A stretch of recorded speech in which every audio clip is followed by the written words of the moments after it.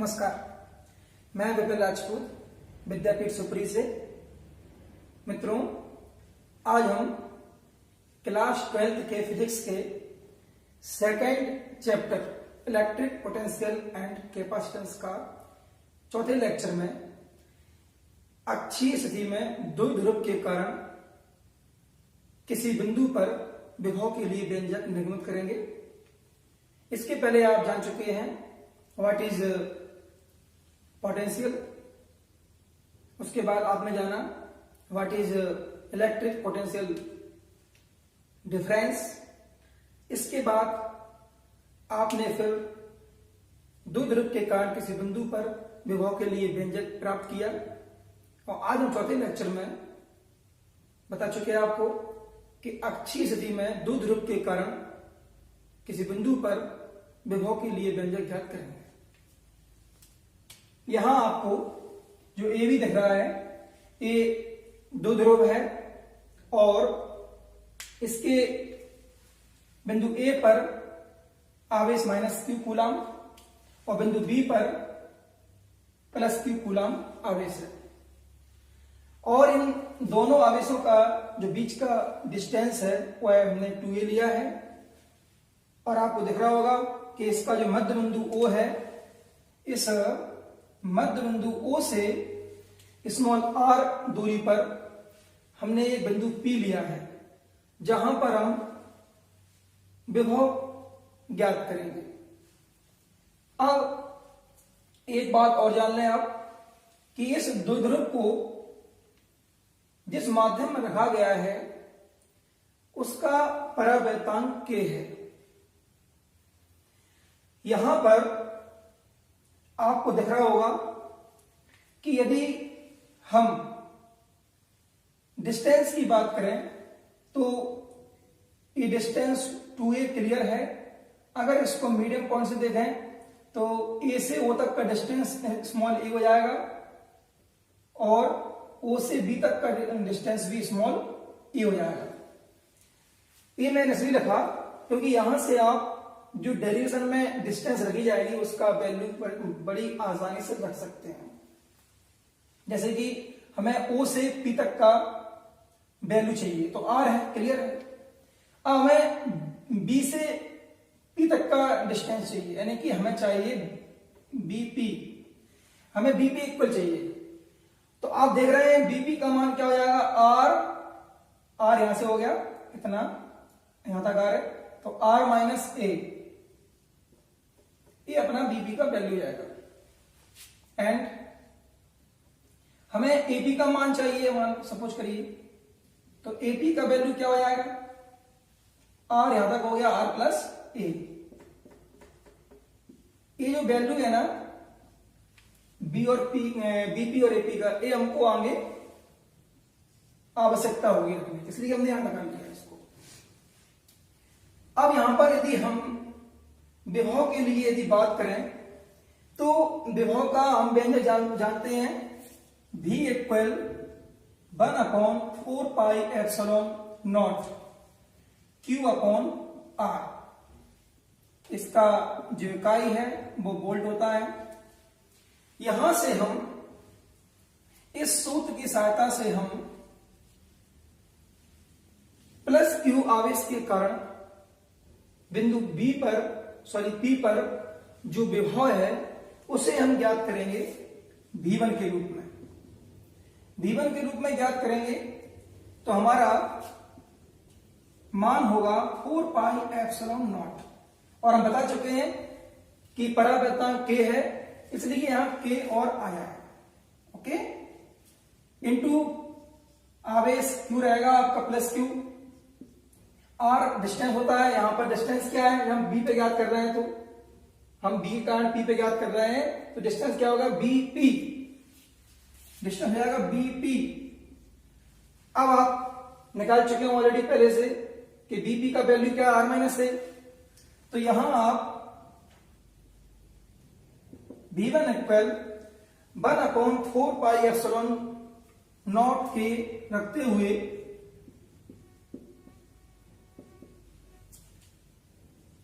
Q upon BP का value put up कर देंगे R माइनस A। फर्स्ट मान लीजिए आप। इसी प्रकार से इसी प्रकार से हम बिंदु ए पर माइनस क्यू आवेश के कारण P के सापेक्ष विभव का मान ज्ञात करेंगे। ठीक है, तो यहां हो जाएगा V2 इक्वल, ई पर विभव क्या होगा, V2 इक्वल 1/4πε0 के, आवेश इस बार माइनस हो जाएगा, माइनस क्यू आवेश होगा इस बार, इसे हम ऐसे भी लिख सकते हैं। यहां पर डिस्टेंस क्या है आपकी, एपी हो जाएगी। नेक्स्ट स्टेप में हम एपी की वैल्यू पुट अप कर देंगे, 4πε0 के, यहां माइनस निकाल लेंगे आगे, Q अपॉन एपी की वैल्यू क्या होगी, एपी की वैल्यू होगी R प्लस ए, जो हम पहले से लिख चुके हैं निकाल के। इसे हम इक्वेशन नंबर 2 कर देंगे। अब यहां आप जान लें क्या कि आपको दिख रहा है कि B के आवेश प्लस Q के कारण P पर विभव और A के माइनस Q आवेश के कारण P पर विभव, ये दोनों का डायरेक्शन एक ही है, दोनों दिशा एक ही है। इसलिए यदि हम कुल विभव की बात करेंगे तो कुल विभव का मान, total potential V equal V1 plus V2 होगा, V1 प्लस V2 होगा। हम समीकरण 1 और 2 से V1 और V2 की वैल्यू पुट अप कर देंगे। समीकरण 1 व 2 से मान रखने पर, हम मान रखेंगे तो मान कितना है V1 का, 1/4πε0 के Q अपॉन R माइनस ए, माइनस यहां प्लस की जगह हम वैल्यू रखेंगे तो यहां प्लस का माइनस हो जाएगा, क्योंकि माइनस वन यहां पे आएगा, इसलिए यहां क्या आ जाएगा, माइनस 1/4πε0 के, और क्या आ जाएगा, Q अपॉन R प्लस ए। इस तरह से आपने देखा कि हमने यहां V1 और V2 की वैल्यू पुट अप कर दी, और आगे देखते हैं। देखिए, अब आपको दिख रहा होगा कि इसमें जो वैल्यू कॉमन आ रही है उनको बाहर निकलना चाहिए। तो वैल्यू क्या आ रही है, 1/4πε0 के, इसमें भी G कॉमन आ रही है, Q कॉमन आ रहा है दोनों में। इस तरह से आपका कॉमन आ जाएगा Q अपॉन 4πε0 के, ये कॉमन आ गया आपका। अंदर क्या बचा, 1/R माइनस ए, माइनस क्या बचा, 1/R प्लस ए।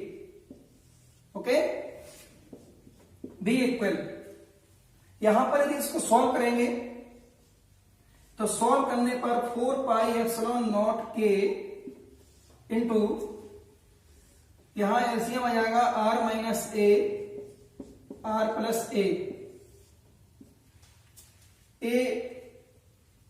हट जाएगा, ए आएगा, यानी कि R प्लस ए माइनस। अब इससे इसको कंपेयर करेंगे तो प्लस वाला हटेगा और माइनस वाला आएगा। तो आप देख रहे हैं माइनस से क्या हो जाएगा, अगर ये हटेगा ना तो क्या आएगा, माइनस है।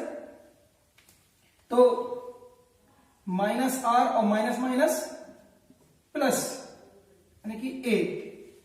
ठीक है, अब यहां आप देख रहे हैं R से R कैंसिल हो जाएगा। जब R से R कैंसिल होगा तो आप देख सकते हैं कि यहां क्या बचेगा, a प्लस ए, यानी कि 2a बचेगा। आगे स्टेप को बढ़ाते हैं।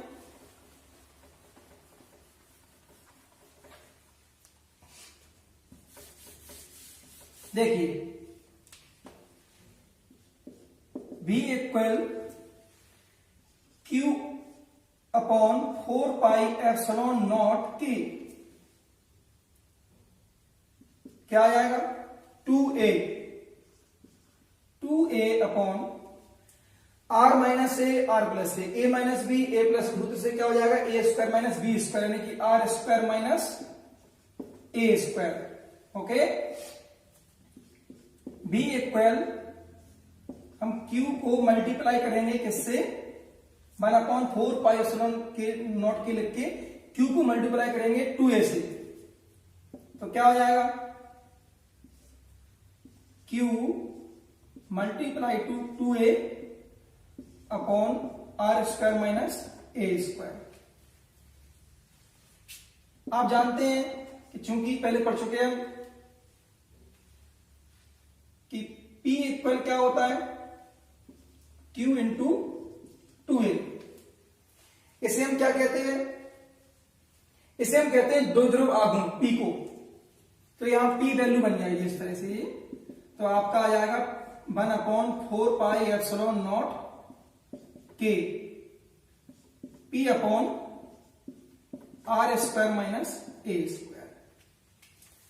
इसके आगे एक दो स्टेप और चलेगा, इसके बाद आपका डेरिवेशन समाप्त और आपका व्यंजक निकल के सामने आ जाएगा। यदि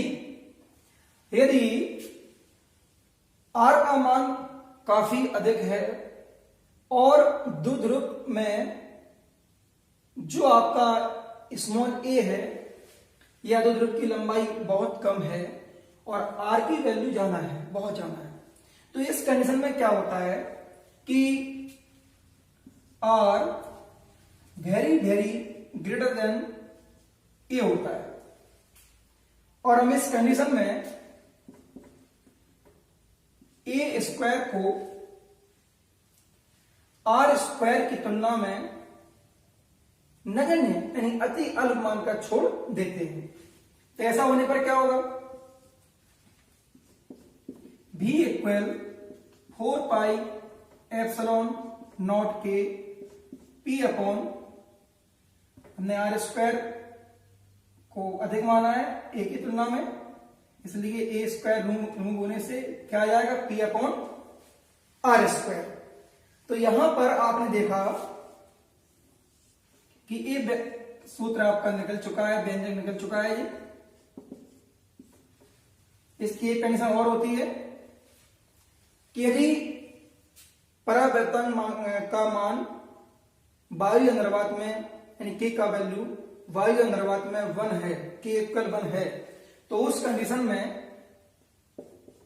v equal 1/4 pi epsilon not P upon R square होगा। इसका इकाई भी आपका वोल्ट होगा। ओके, तो आपने देखा कि कितनी आसानी से हमने अक्षीय स्थिति में दो ध्रुव के कारण बिंदु P पर या किसी बिंदु पर विभव का व्यंजक ज्ञात किया।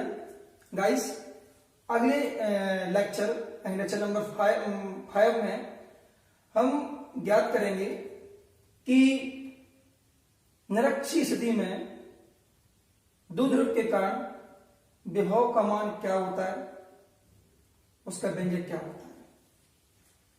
तो इस वीडियो को देखिए और अगर आपके अलावा जिन छात्रों के लिए, जिन लोगों के लिए ये वीडियो जरूरतमंद है, उनके पास प्लीज शेयर कीजिए। Thank you very much.